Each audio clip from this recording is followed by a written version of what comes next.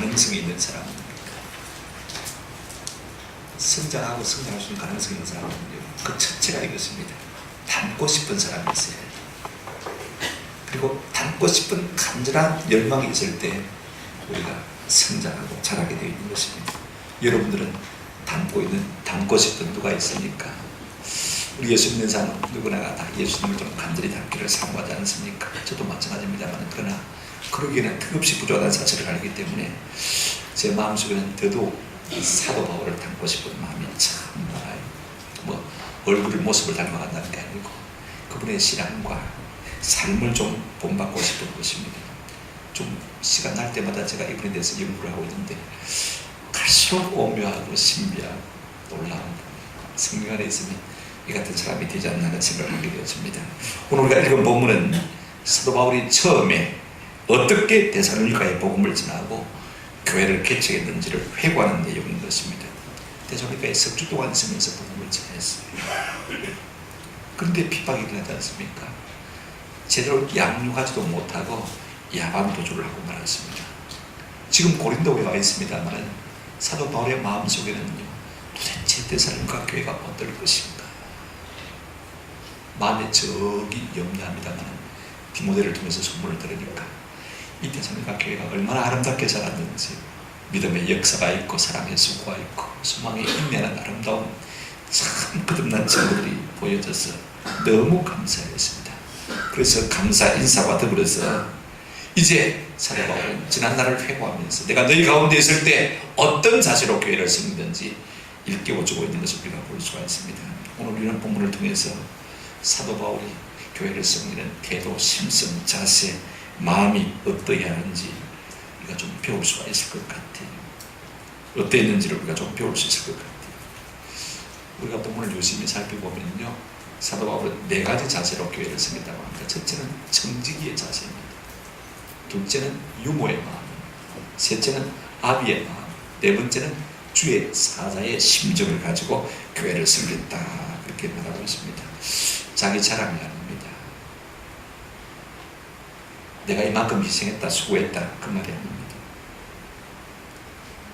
그렇게 하고서야 교회가 생겨난다는 사실을 일깨워 주려고 하는 것입니다.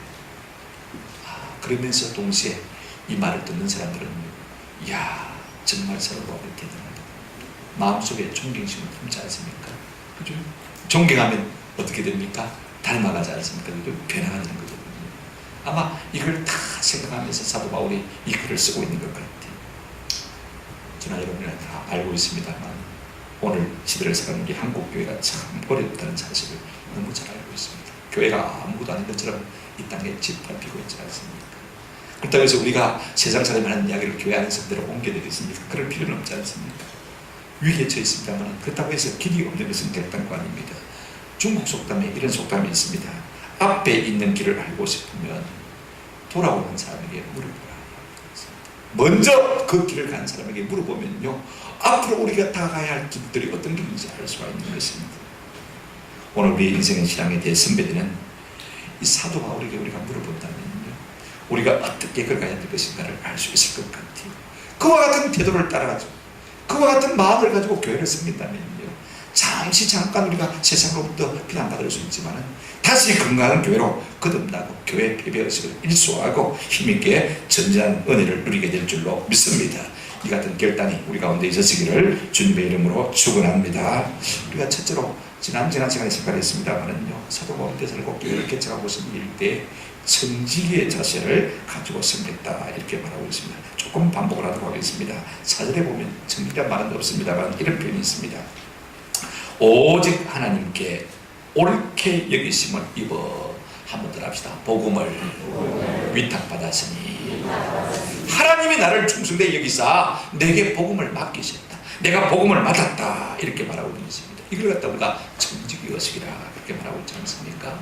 사람은 누구나 무엇을 하든지요, 내가 이 일을 맡았다, 하나님께서 내게 이 일을 맡겨주셨다니 청지기 의식이 있고서야 성장하고 성숙할 수 있는 것입니다. 강철환 카네기는 늘 실패하는 사람은 두 부류가 있다라고 말했습니다. 저는 전적으로 공감합니다. 첫째는요, 자기에게 주어진 일을 열심히 하지 않는 사람 실패합니다. 맞습니까? 누구든지 그렇잖아요. 열심히 하니까 실패할 수밖에 없는 것이죠. 근데 두 번째 뿌리가 어떤 것이냐면 이것입니다. 한번 더 합시다. 자기에게 맡겨진 일만 하는 사람입니다. 다 그만치만 하는 양체족들, 오늘 젊은 사람들 가운데 참 많거든요. 그런 사람들은요, 한 발자국도 앞으로 나갈 수가 없는 것입니다. 진짜 청정의 의식이 있다면요, 죽도록 충성할 수밖에 없는 것입니다. 왜? 그분이 나를 의롭게 여기사 내게 일을 맡기셨고 일꾼 삼으셨기 때문에 그런 것입니다. 인생의 승리의 비결은 어디 있습니까? 한번 합시다. 조금 더 하는 것입니다. 여기에서 멈추고 싶을 때, 여기까지 수록하고 싶을 때 조금 더 하는, 이것이 우리의 승리의 비결인 것입니다. 우리 주님은 계시나 동산에서 기도하실 때 조금 더 나아가서, 조금 더 나아가서 기도하신 것을 볼 수가 있습니다. 오늘 우리 모두에게도 이 같은 은혜가 있기를 주님의 이름으로 축원합니다. 데살로니가 교회를 섬길 때 바울은 두 번째로 유모의 심정으로 섬겼다 그랬습니다. 7절을 우리 한번 같이 읽으실까요? 7절 한번 보겠습니다. 우리는 그리스도의 사도로서 마땅히 권위를 주장할 수 있으나 도리어 너희 가운데서 유순한 자가 되어 유모가 자기 자녀를 기름과 같이 되었으니. 여러분, 권위는 희생에서 나오는 것입니다. 내가 스스로 아무리 권위를 주장해봐야 누구 알아주는 사람이 없어. 내가 얼마나 했습니까? 오늘 세상에서 가장 아름다운 단어가 뭡니까? 어머니. 이 권위가 어디서 나오는 것입니까? 엄청난 희생에서 나오는 것이죠. 오늘 사도 바울은 사도로서 마땅히 권위를 가지고 교회를 섬길 수가 있었습니다만, 그러나 유모의 심정을 섬겼다, 그렇게 말하고 있는 것을 볼 수가 있습니다. 여러분, 유순한 자가 되었다. 참 사랑하면 어린 생명 앞에서도 내가 유순할 수밖에 없는 것입니다. 누구나가 사랑하는 자 앞에서는요, 작아질 수밖에 없는 것 아닙니까? 어느 사이에 나는 그 막루가 없어지고 마는 것이 참 사랑하는 것입니다. 사랑하는 자 앞에 서면 나는 점점 작아지고 없어지는 것이 인지상정 아닙니까? 오늘 사도 바울이 데살로니가 교회와 성도를 사랑하기 때문에 그렇게 유순한 유모가 되었다. 그래서 8절에 보면 우리가 이같이 너희를 사모하여 하나님의 복음뿐 아니라 우리의 목숨까지도 너희에게 주기를 기뻐하면 너희가 우리의 사랑하는 자 뭐라? 됨이라. 사랑하기 때문에 복음도 주고 목숨도 주고 생명도 주고 모든 정성도 주고 다 주고 주는 자로 살고 싶다, 그렇게 말하고 있는 것입니다. 오늘 우리 마음속에 이 같은 은혜가 있으면 참 좋겠어요. 사랑하면 계산하지 않잖아요. 따지지 않잖아요. 사랑하면 내가 그 사람 앞에 작아지거든요. 그래서 내가 다 주고 싶어요. 이와 같은 마음들이 우리 교회 가운데 있다면요, 저절로 교회는요 건강할 수밖에 없고 성장할 수밖에 없는 줄로 믿습니다. 오늘 세 번째부터 우리가 본격적으로 좀 생각해 보려고 합니다만은, 사도 바울의 세 번째, 이 데살로니가 교회를 섬길 때 어떤 마음으로 섬겼다고 했냐면요, 아비와 같은 마음으로 섬겼다. 여러분 성경 한번 같이 보실까요? 11절 보시겠습니다. 우리 한번 같이 읽겠습니다. 11절 말씀 같이 읽겠습니다. 시작. 너희도 아는 바와 같이 우리가 너희 각 사람에게 아버지가 자기 자녀에게 하듯 권면하고 위로하고 경계하니. 그렇습니다. 아버지 하면 여러분, 저는 두 가지를 생각합니다. 첫째는 삶을 책임지는 분이다. 아버지, 내일 양식 있어요? 묻는 자식 있습니까? 등록금 가져갈 돈 있어요? 묻는 사람 있습니까? 어련히 아버지가 책임지고 알아서 하는 것입니다. 삶을 책임지는 분이 아버지입니다. 그런가 하면요, 아버지는요, 자식에게 선한 영향력을 물러주는 사람인 것입니다. 누가 수고익지 박사에게 자녀 교육에 대해서 물었습니다. 첫 번째 지침이 뭐가 되겠습니까? 라고 물었더니요, 그야 자식에게 본을 보이는 것이지. 그럼 두 번째 지침이 뭡니까? 그건 역시 본이 되는 것이지. 아니, 세 번째 지침은 그러면 뭡니까? 그것도 역시 자식에게 본이 되는 것이지요. 그렇다는 이야기가 있습니다. 그러므로 우리가 부모로 산다는 건요, 많은 말이 필요한 것이 아닙니다. 한번 더 합시다. 오로지 본이 되십시다. 저는 우리 아버지하고 딸랑 10년 같이 살았어요. 제가 10살 때 아버지가 돌아가셨습니다. 그래도 가만히 생각해 보면요, 10년 살았지만 평생에 우리 아버지에게서 받을 사랑을 다 받은 것 같아요. 제가 눈을 뜨면 우리 아버님은 머리맡에서 기도하고 계셨어요. 우리를 위해서. 그러니까 아버님의 신앙이 자연히 내게 흘러들어오게 됩니다. 저는 목사지만 우리 자식들을 위해서 그렇게 못한 것이 참 부끄럽긴 합니다. 두 번째, 가만히 생각해 보면 어떤 영향입니까? 교회를 먼저 생각하는 것입니다. 우리 아버님이 낚시를 좋아하고 저도 어릴 때 아버님하고 낚시를 종종 했습니다만요. 낚시 가서 고기 잡아오면 제일 큰 것은 목사님께, 그 다음은 작은 집에 빨리 갖다 드려요. 죽기 전에. 항상 좋은 것은 먼저 목사님에게 잡는다. 우리 할머니는요, 승리를 할 때 그러시더라고 보니까. 옛날에 이 쌀 있지 않습니까? 전분미도 있고, 그 다음에 밀기루 같은 쌀도 있고 좀 그랬습니다. 그런 것들은요, 다 걸러서 내서 우리 먹고 가장 좋은 사람 따로 승리를 사요. 그걸 하나님 앞에 받았습니다. 항상 교회를 우선적으로 생각하는 마음. 무의식 중에 지금 제게도 있습니다. 우리 아이들이 늘 불평합니다. 아빠는 내만 열심히, 아빠는 내만 열심히란 말은요, 교회만 생각하는 것입니다. 우리는 안 됩니다. 셋째가 유심히 보고 관찰하는 것입니다. 저를 길을 가면서도 그 다음에 예사가 가지 않습니다. 여러분, 대추가 얼마나 열을게요? 얼마만하게 커질게요? 여러분, 손가락 한마디만 칭찬하시면 되죠. 예사가 성류가 얼마나 클게요? 주먹만 합니다. 아직까지 부러지지는 않았습니다. 예사라고 보는 것입니다. 세수도 이상하고 그런 걸 아버지한테 배웠어요. 그런 다음은 기록하는 거. 우리 아버지는 다 기록을 하시더라고요. 옛날 장부 보니까 보리쌀 한 대 70원 곱하기 10대 하면 얼마입니까? 700원. 제가 초등학교 4학년 때 기록이 그래요. 그때 70원이었어요. 여러분 생각하십니까? 제가 65년도에 입학했으니까 68년도에 보리쌀 한 대 얼마였는지 기억하세요? 저는 장부를 보니까 있더라고요. 70원. 역사를 보는 거예요. 이것이 아버지의 영향력인 것입니다. 어차피 자녀는요, 아버지의 영향을 받고 살 수밖에 없는 것입니다.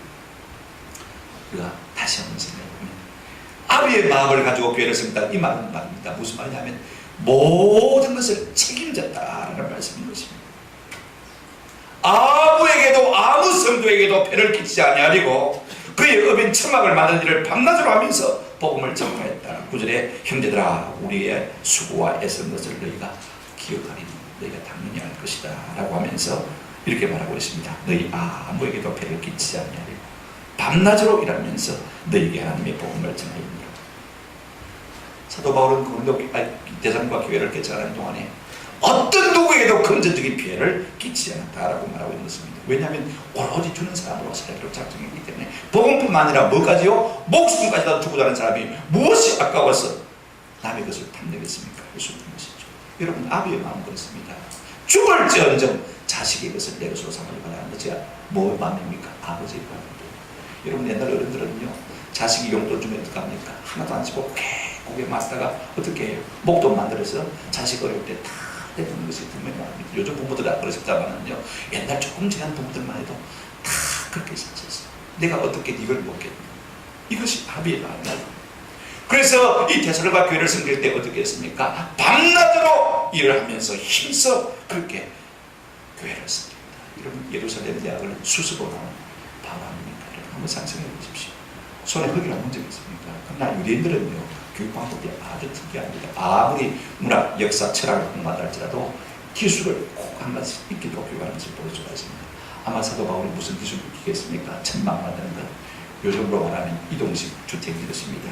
유대인들 그 당시에는요, 이 목축하는 분들이 이제 이동해 가면서 천막을 옮겨가면서 양을 길러야 되기 때문에 아마 천막의 수요가 좀 많았던 것 같아요. 그걸 하나하나 받으러 기울어가지고 만들어서 그렇게 하는 일을 통해서 생계를 꾸려나갔던 것을 볼 수가 있습니다. 무엇 때문에? 구구한 이야기를 하는 것입니다.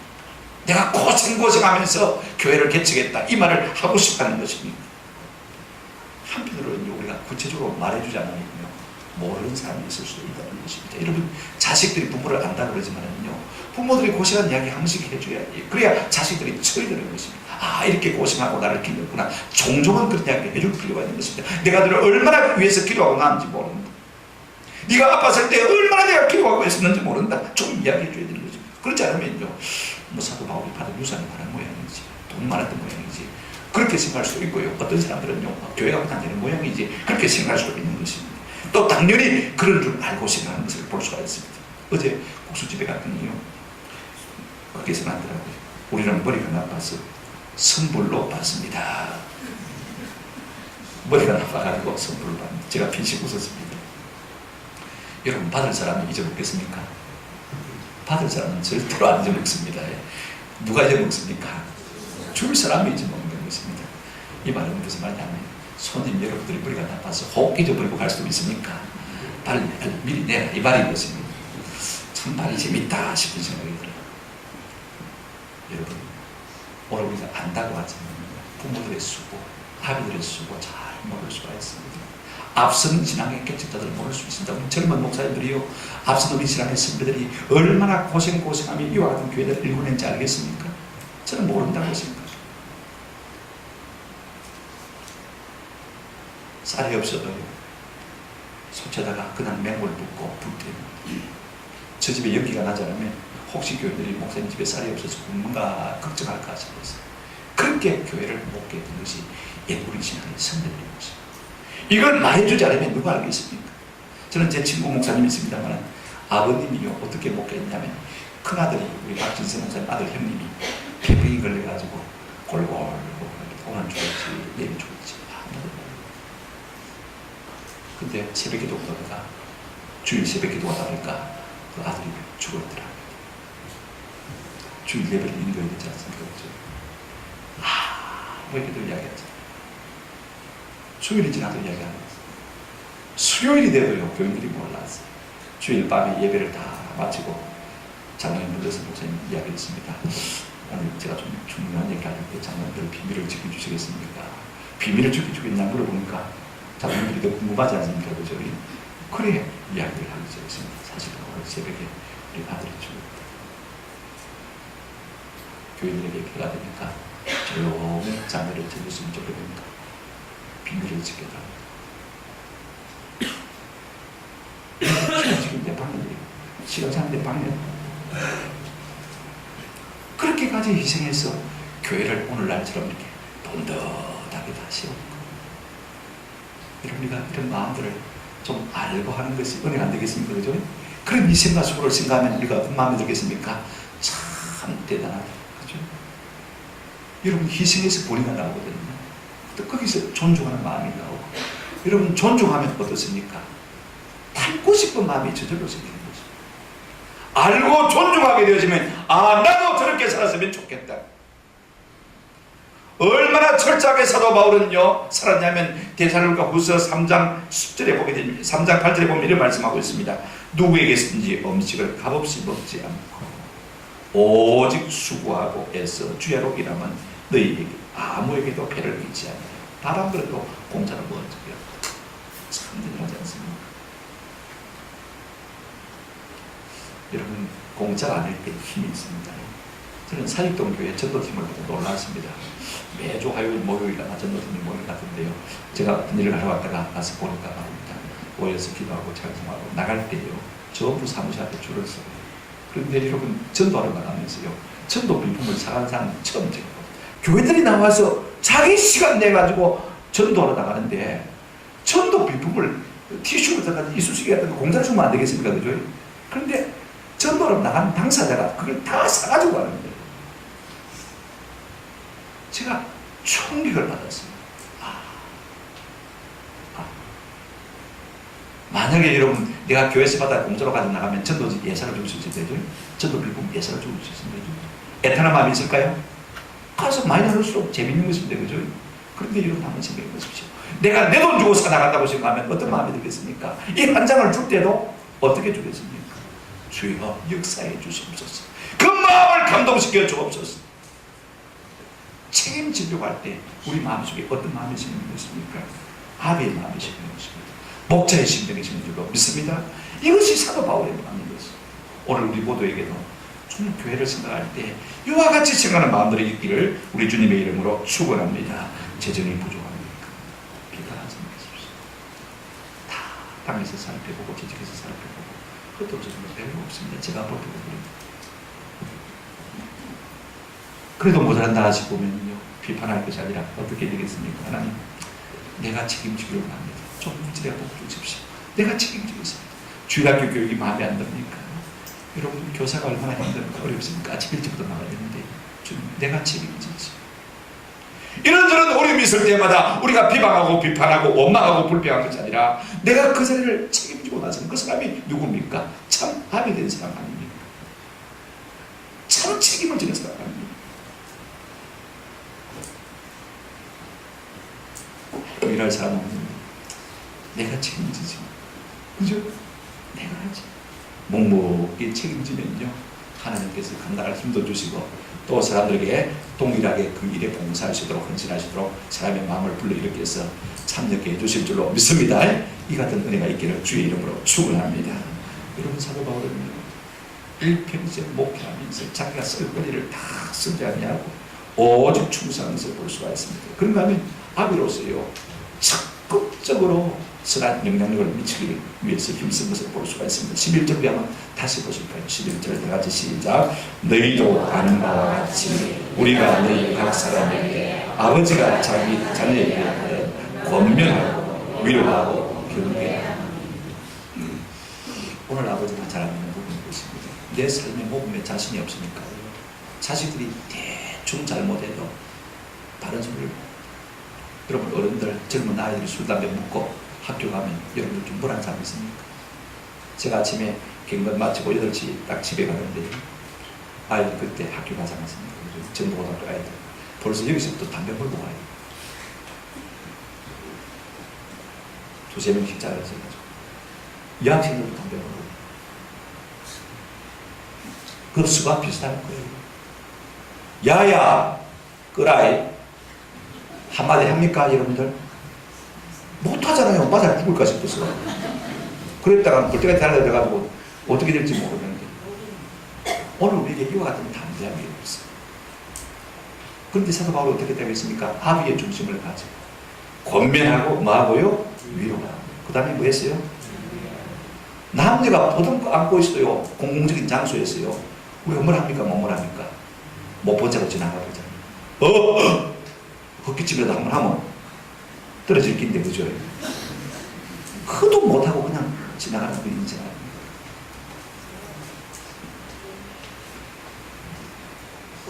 여기에 권면하고 위로하고 경계하는 본을 보일 뿐 아니라 한번 더 합시다. 말로 가르쳤습니다. 이 부분이 오늘 우리 아버지가 했죠. 비방하고 비판하고 뒤에서 그러지 말고 위에서 막 기도하고 따라가서 집사님 그러면 됩니까? 집사님 그러면 됩니까? 그러면 되지. 야야 그러면 됩니다. 우리는 그렇게 하는 사람이에요. 하고 가르쳐주고 그러지. 이것이 참 아버지입니다. 뭐 때문에 우리가 그렇게 살아야 되는 것입니까? 12절 한번 같이 읽어보십시오. 12절 다 같이 시작.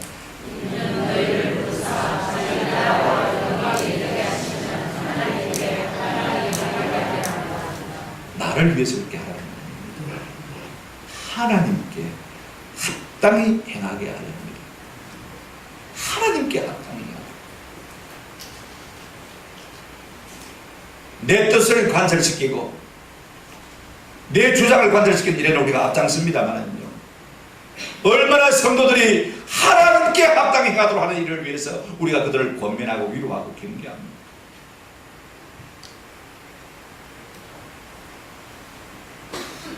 오늘 우리 가운데 이런 좀 담대함이 있으면 참 좋겠다. 우리 장로님들, 집사님들, 권사님들 공예배는 물론이지만 좀 새벽 예배도 좀 참석하셨으면 좋겠다. 이게 목자의 신동을 말하는 거니까, 그죠? 근데 오늘 우리가 제가 자신도 그렇게 말하지 않아요. 장로님, 집사님, 권사님 새벽 기도 좀 넣었어요. 새벽 기도 좀 넣었어요. 하나님께 합당히 하도록 하기 위해서 권면하고 위로하고 뭐예요? 경계하지 않습니다. 여러분이 힘껏 깨닫는다고 돈 좀 번다고 가장입니까? 비록 곳간이 허술하고 식구들끼리 그러지 않고, 허술해도 말입니다. 식구들끼리 그러지 않고 비단 아니라도 철저한 옷을 입히고 고단한 몸을 준 상관 초반 말입니다. 그래서 생계에 대한 책임을 지고 그 다음에 어떻게 하는 것입니까? 자녀들이 올곧게 자라도록 그렇게 권면하고 위로하고 경계하는 것이 누가 해야 될 일입니까? 아버지가 해야 될 것입니다. 오늘 사도 바울은요, 이와 같은 중심으로 교회를 섬겼다라고 말하고 있습니다. 마지막으로 보십시다. 여러분, 우리가 권위가 어디서 나오는 것입니까? 희생에서 나오는 것입니다. 내가 이렇게 전적으로 책임지고 희생하면 권위가 생겨날 수밖에 없는 것이죠. 이제 마지막으로 사도 바울은 교회를 어떻게 섬겼냐면 하나님의 메신저로서 사자로서 섬겼다. 13절에 사자라는 말은 없습니다만 이렇게 말하고 있습니다. 우리 다음 절 읽어보실까요? 시작. 이러므로 우리가 하나님께 끊임없이 감사하며 너희가 우리에게 들은 바 하나님의 말씀을 받을 때, 여기까지만 읽겠습니다. 너희가 우리에게 들은 바 하나님의 말씀. 여기 세 주인과 주체가 나옵니다. 너희, 그 다음에 우리, 그 다음에 뭐요? 하나님의 말씀. 그러니까 사도 바울은 너희와 하나님 말씀 사이에 끼어 있는 사람이라고 했습니다. 무슨 말이냐면 메신저라는 말입니다. 하교라고 하는 역할을 하고 다른 역할을 하고 있다는 말씀인 것입니다. 그런데 놀라운 것은요, 사도 바울이 자신을 이와 같은 사람으로 찾아오는 것입니다. 오늘 말씀은 저는 제 입장에서 이런 자신감이 좀 필요할 것 같아요. 이런 확신이 필요할 것 같아요. 뿐만 아니라 성도의 입장에서는 어떻습니까? 13절에 보시면요, 하나님의 말씀을 받을 때, 그 다음 말이 참 중요합니다. 같이 읽어보겠습니다. 시작. 사람의 말로 받지 아니하고 하나님의 말씀으로 받으니 진실로 그러하다. 여러분, 사람은 처음 들면 들을 줄 압니다.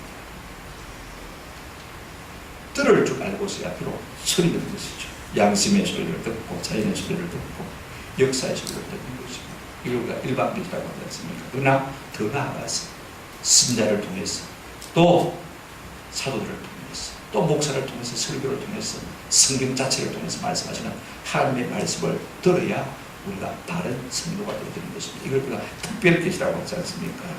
여러분, 성도는 언제부터 성도입니까? 하나님의 말씀을 들으면서부터, 하나님의 말씀이 내게 들리면서부터 성도가 되는 줄로 믿습니다. 로마서 10장 17절에 믿음은 들으면서 나고, 들으면 뭐로 난다고요? 그리스도의 말씀으로 해서 난다 그랬습니다. 그런데 이 말씀을 들을 때 이때 전각교회가 이 사람의 말로 받지 않고 하나님의 말씀으로 받았다. 사람이 별 사람입니다. 여러분, 선지자를 보면 농사꾼도 있고 소몰이꾼도 있고 그렇지 않습니까? 양치는 목자도 있고 뽕나무 키우는 사람도 있고 다 다른 사람입니다. 우리와 백반 다를 바가 없는 사람인데 그들의 입을 통해서 전해지는 말씀을 누구의 말씀으로 받았다고요? 하나님의 말씀. 우리가 사도행전 10장을 보게 되어지면 고넬료라는 로마의 백부장이 나오면서 볼 수가 있습니다. 여러분, 식민지였을 때 로마의 백부장은 상당히 권위가 있는 사람입니다. 부산 경찰청장 정도 되어지는 그런 권위가 있는 사람입니다. 그런데 그가 하나님 앞에 경건한 사람인데 천사가 그에게 말했습니다. 고넬료를 청에다가 베드로를 청에다가 하나님의 말씀을 들어가 그랬습니다. 여러분, 베드로가 어떤 사람입니까? 사회적으로 보면 그런 사람 아닙니까? 저 가리비 바닷가에 고기 뱉다 먹고 사는 어부에 불과합니다. 덥수풀이 영감에 불과한 것입니다. 그런데 그런 사람을 불러가 하나님의 말씀을 들으라고 합니다. 근데 여러분, 고넬료가 자기 집에 베드로를 모셔온 다음에 여러분, 취한 태도를 보면 굉장히 놀랍습니다. 사도행전 10장 26절 이하에 보게 되면요, 이 고넬료가 자기 가족들과 친척들에게 다 함께 모여서 베드로가 왔을 때 넙죽 엎드려서 뭘 합니까? 헌절을 합니다. 그때 베드로가 깜짝 놀라가지고 나도 여러분과 똑같은 사람이라 제발 그러지 마라. 그래서 이렇게 세우고 그 다음에 하나님의 말씀을 전하는데요, 여러분, 마음바탕이 되어 있으니까 그 말씀을 전할 때 성령이 그들에게도 임하고 그들이 놀라운 구원의 은혜를 누리게 되는 줄로 믿습니다. 저는 이 장면이 참 좋아요. 오늘 우리 교회에 이 고넬료와 같은 자세가 있기를 주님의 이름으로 축원합니다. 왜 그렇게 되어지는 것입니까? 여러분, 사람이 분명히 말하는데 어떻게 하나님의 말씀으로 받는 것입니까? 13절 끝에 보면 이유를 설명하고 있습니다. 이 말씀이 또한 너희 믿는 자 가운데서 역사하느니라. 하나님의 성령 전하는 내게나 또 듣는 여러분들도 역사하게 되는 것입니다.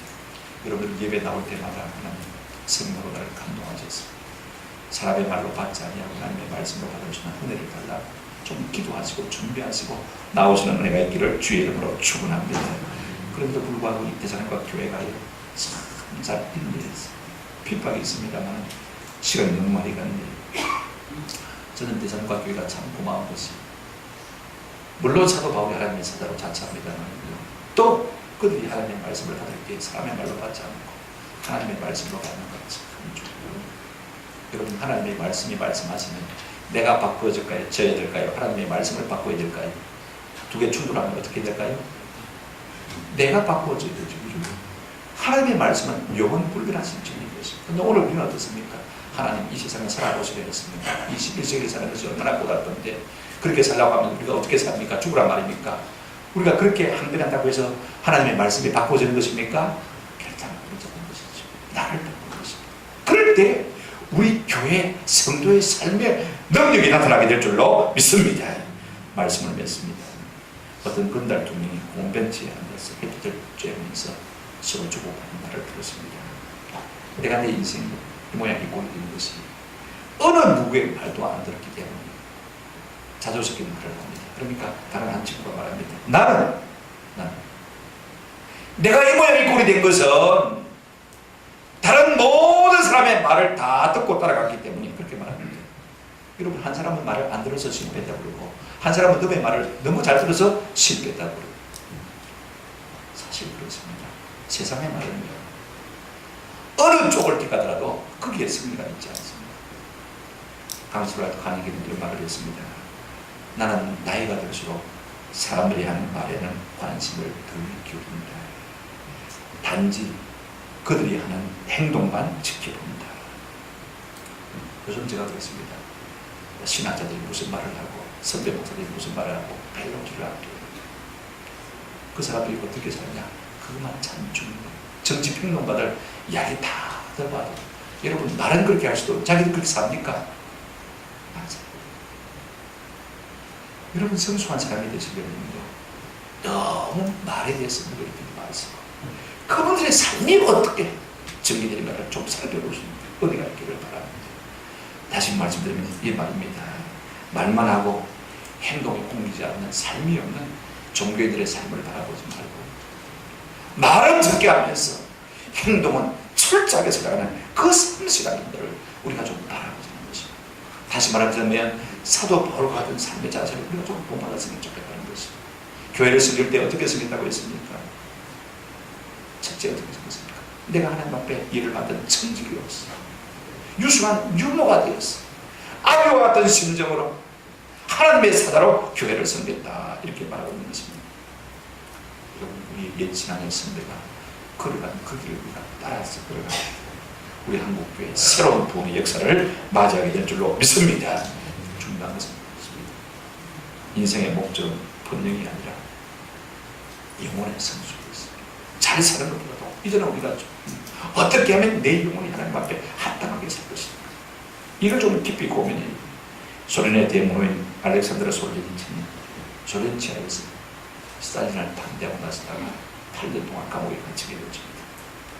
그가 감옥에 들어갈 때는 무신론자였지만요, 감옥에서 나올 때는 하나님을 경외하는 아주 멋있는 신앙이었습니다. 신앙을 키우고 성품을 배우고 닦을 기회를 얻은 것에 대해서 감사하면서 그가 감옥에서 나오면서 제일 먼저 한 말이 이 말입니다. 여러분 한번 들어보시기 바랍니다. 감옥아, 내 너를 축복하노라. 내 삶의 감옥 네가 있었음을 감사하노라. 감방에 썩어가는 밀집 위에 누워 깨달았으니 인생의 목적은 번영이 아니라, 한번 합시다. 영혼의 성숙에 있습니다. 우리가 잘 사는 것이 우리 삶의 목적이 되지 않나요? 어떻게 하면 하나님을 좀 기쁘시게 하며 하나님 앞에 합당하게 살 수 있는가, 여기에 관심을 가지고, 그래서 사도 바울의 삶의 모범을 따라가게 되지. 교회의 영광이 회복될 줄로 믿습니다. 오늘 우리 교회들은 반기록적인 분위기와 그래서 저나 여러분이나 다 패배의식에 젖어 있지 않습니까? 수세적인 분위기. 그러나 우리가 성도로서 바쁜 여러분을 잘 감당하는 우리의 신앙의 신비들을 보여 복음을 따라가면 반드시 교회의 영광도 회복되고 우리 하나님 앞에 합당한 영광을 올려드리는 우리 모든 성수와 성도가 될 줄로 믿습니다. 그러므로 우리가 교회에서 청지기로 지금까지 유모의 마음을 가지고 아비의 마음을 가지고 하나님의 사자된 심령을 가지고 살아가시기를 주의 이름으로 축원합니다. 아멘.